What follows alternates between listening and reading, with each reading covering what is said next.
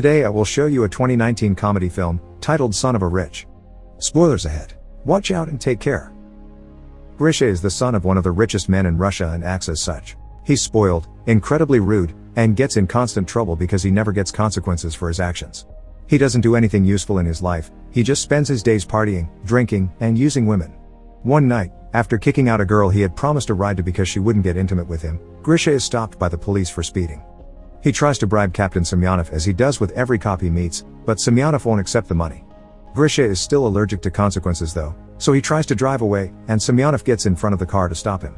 This doesn't stop Grisha, whose empathy is non-existent, and he keeps on driving with Semyonov holding on to the hood of the car. Moments later, Grisha's dad Pavel goes to the police station to pay the bail and release his son, who continues to be a spoiled brat asking to be served even while locked in a cell.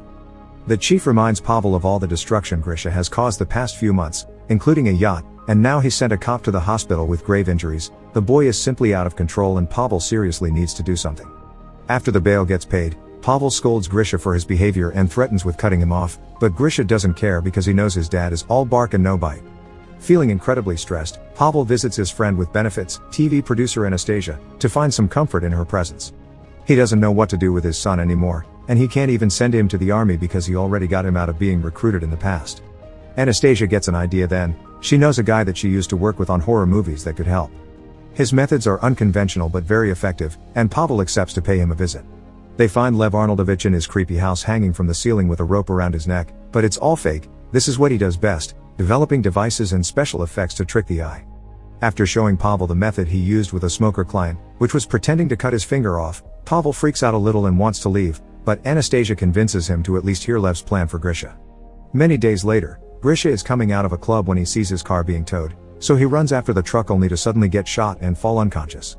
He wakes up hours later to find himself in a stable, wearing strange clothes, and being told by stable boy Artyom that he needs to saddle the horses or their lord will get angry. Grisha doesn't understand what is going on, especially when foreman of the college comes to drag him out and kick him while yelling at him for not following orders. At that moment, the landowner Dmitry Timofeyev and his son Alexei Timofeyev show up and give Avdi a whip, which he uses once on Grisha for not following orders. Dmitry tells him to get the horse ready now or he'll get a worse punishment, but when Artyom takes him back to the stable, Grisha jumps through the window and runs away. He seems to be in a village in 1860s Russia, before the abolition of serfdom. As he runs, Grisha asks people for help, requesting a phone or even the police, but nobody knows what he's talking about. Eventually, he makes it to the estate borders and accidentally falls into a lake, so when he comes back to the village to get dry clothes, he's captured by Avdi and taken to be hanged for having run away. Luckily for him, Dmitry's daughter Aglaya shows up and asks her dad to have mercy on the prisoners because she's tired of all the killing. Seeing as it is her birthday, Dmitry agrees and Grisha is allowed to live. A bird is flying above them, taking it all in before leaving to enter a building near the edge of town. It's actually not a bird, it's a drone pretending to be one, because this whole deal isn't time traveling. It is Lev's plan to teach Grisha some discipline and Pavel's money allows for such an expensive production. Lev is in charge with the help of Anastasia, who uses her experience as a TV producer to keep the illusion going without any mistakes. There are cameras hidden everywhere in town, even in the trees, and there's always a sniper ready to shoot Grisha with a tranquilizer in case something goes wrong. After seeing the whipping of his son is real, Pavel is starting to wonder if he's done the right thing, but Lev convinces him this is for Grisha's own good. After seeing Lev and Anastasia argue, Pavel can't help to wonder what's the issue between them, and Lev explains that when Anastasia said they worked on a horror movie together she meant they used to be married. While Grisha spends some time alone in the stable coming to terms with the fact he's traveled in time, the actors are given the scripts for the next scene. The director reminds everyone of the rules: women shouldn't shave their legs, men shouldn't shave their faces, and things like bras, underwear, earrings, and rings are forbidden. Alexei picks his script up after saying hello to his girlfriend. Liza, who works, is in charge of the horses and not acting. He also makes fun of Aglaya for her contract.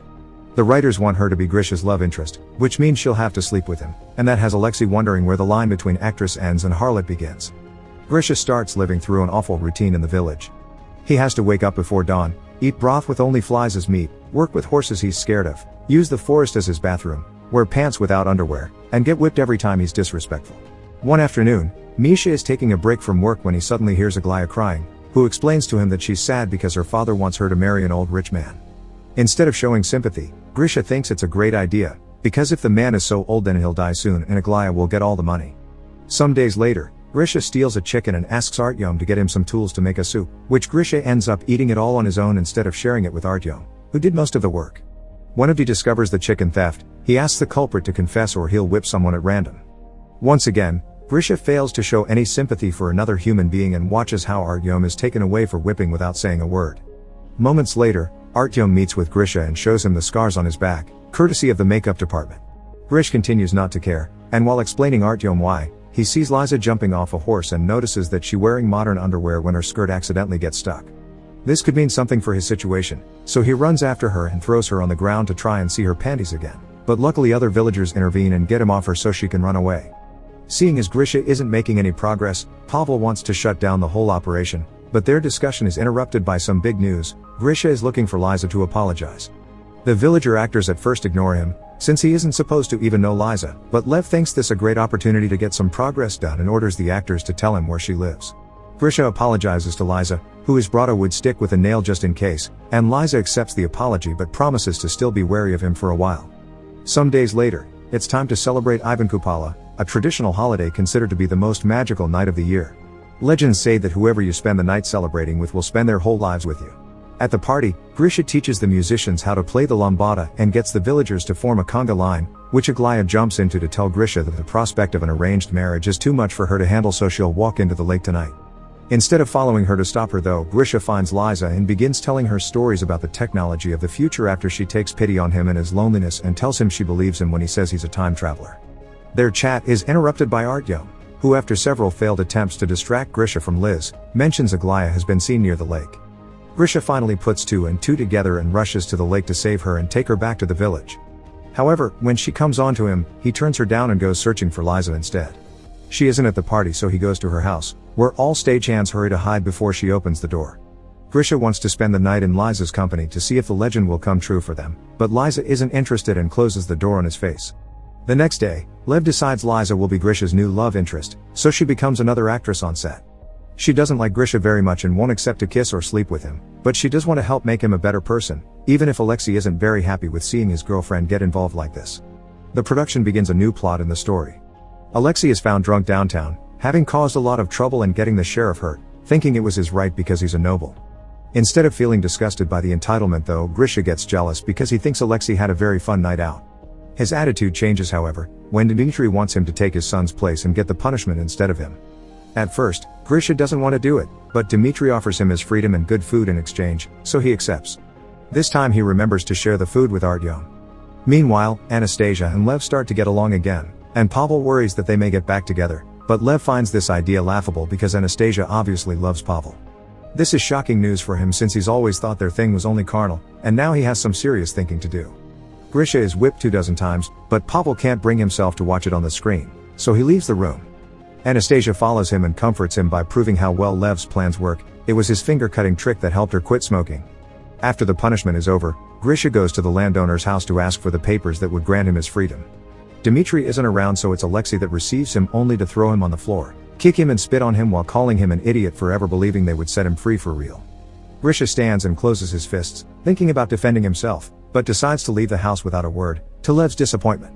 From then on, Grisha continues to work as a stable boy, but he also starts spending more time with Liza and falling in love with her. One afternoon, while they are taking a walk together, they see a bird flying in a very weird pattern. It's a drone that has lost control. While the producers get the sniper ready in case it falls, Liza tries to distract Grisha by telling him she's seen the bird since she was a kid and she believes it to be her guardian angel. Thankfully, in the end, there's no need for the sniper. The technicians regain control of the bird and get it out of there. Meanwhile, Alexei and Aglaya are both rather angry with how things are going. Aglaya can't believe she's been replaced by Liza, and Alexei doesn't like seeing his girlfriend spend so much time with another man. The two of them end up making love inside a carriage and are accidentally found by Grisha and Liza, who were passing by.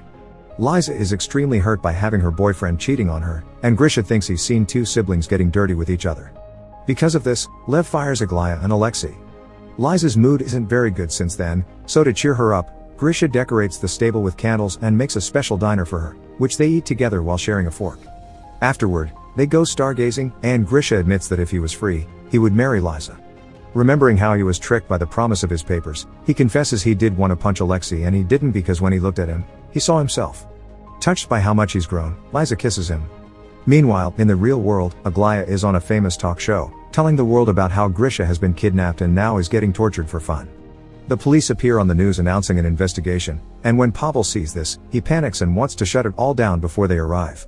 Lev, however, tells him it's too soon and that they still have time to plan a final heroic act for Grisha to pull off. Seeing as Grisha is dumb and doesn't catch on any anachronisms going on, they decide to send a group of Mongols to invade the village. Grisha is spending time with Liza when she suddenly tells him that if for some reason they get separated, she wants him to know that for her, everything has been real. Artyom arrives then and tells them to quickly come back to the village because the Mongols have attacked. Believing the story with no issues, Grisha thinks that they should go the other way to avoid danger, so Artyom uses an excuse Lev feeds him through his hidden microphone. The Mongols will burn the village if every worker isn't there.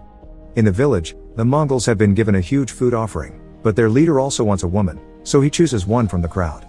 Her father immediately jumps in to defend her, and since Mongols respect bravery, they allow him to duel one of their soldiers for her freedom. The father loses and gets decapitated, but since he paid with his blood, this is enough to buy his daughter's freedom. So the next woman the leader chooses is Liza, but no matter how much she cries out for Grisha's help, he gets scared and goes away. Seeing the plan didn't work, Pavel is ready to shut it all down, especially since the police are on his way, but Lev wants to wait a little longer because he believes in him. When Grisha sees the bird drone fly above him, he takes it as a sign from Liza's guardian angel and decides to do the right thing.